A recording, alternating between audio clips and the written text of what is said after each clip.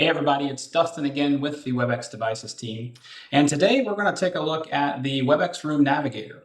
I'm sure many people have heard about that already. They're very excited about the next generation of the Touch 10 that we have and some of the capabilities. We're going to go just briefly over some of the capabilities and show you some basic functionality. And I actually have both versions here in front of me. I've got the tabletop version as well as the wall mount version. So we're just going to kind of, have a different camera angle and just actually take a look at these physically to see what they look like. And then I actually have the Navigator with the tabletop version. I have hooked up and ready to go. And we're actually going to kind of play around with it. I have it tied to the Webex Edge board behind me here. So as I interact, you'll be able to see it kind of live in real time. But let's just go ahead and get started. So I'm going to change my scene here. Put me down lower left. And so you see here, I've actually got both devices in front of me. And of course, this is the tabletop version here. It is live, and you'll see once I touch the screen here to get started, you see behind me the Webex Edge board is actually lighting up. And so just at a high level overview, I kind of want to show you the actual device itself. So you see here, it's got a larger high definition display. One of the biggest things to note is that your buttons for volume controls and mute are actually digital now as opposed to the hard buttons that you had on the Touch 10. So really one big thing to note there, but the look and the feel and the interface today is pretty much exactly the same. It's what you're already used to in regards to your touch interface. A couple things that I will eventually show you. See here, I have the room calendar listed. We're going to do another video on that one. But one thing I do want to talk about with the Navigator is that because this is compatible with existing Room Series devices, and second generation boards. Actually, I should go ahead and make sure that we are very clear in stating that this Navigator will work with any modern Room Series device and Webex boards that are the S generation, so generation 2. It will not work on original series boards or any of the older devices like the SX series, the MX series, and the DXs, for example. So just one thing to note there. But if you do have a RoomKit Pro, RoomKit Mini, any of those devices, you'll be able to pair one of these just like you would a Touch 10 to those and use those in some of the advanced features. Speaking of which, each of these models, now we'll talk about the differences between the tabletop version and the wall mount version here in just a second.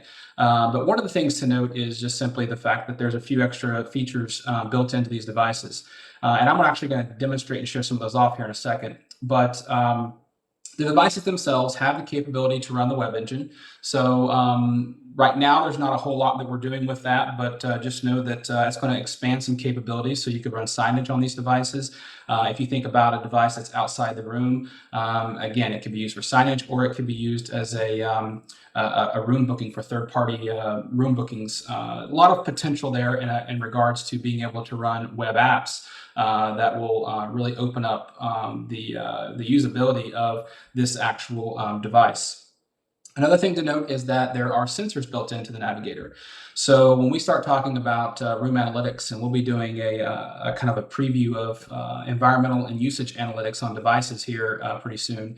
But with this device, it's going to be able to add in some things like temperature sensors. Air quality sensors are something that's potential that will be coming soon. But these are some now new data points that you can collect from the device itself. And that information can be pushed up into Control Hub, and you can use that data for all kinds of things. And again, we'll do a video and kind of talk more about the devices and analytics in the future.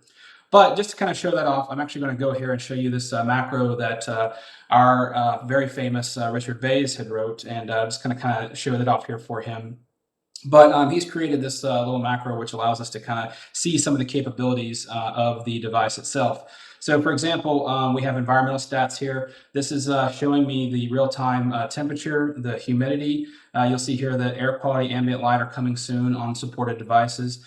Ambient noise, this is in the sound level, and then of course the acoustic dryness score. So you see these are actually kind of updating real time.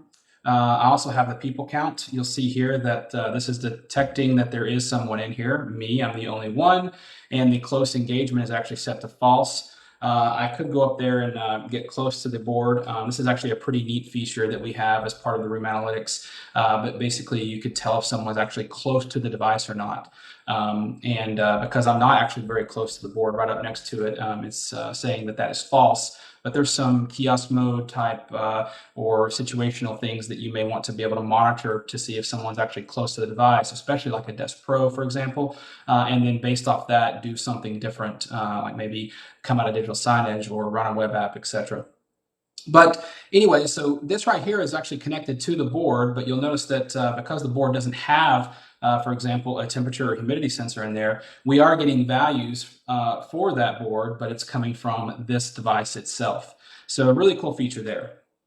Another thing that I kind of want to go over here is just kind of show the actual device itself. So you'll see here that this is the Room Navigator. It's got the the mount here on the back. You've got the hole for your network cable to go. It is PoE. You'll notice that for the tabletop model, you have this angle, and you also have the ability to flip this around.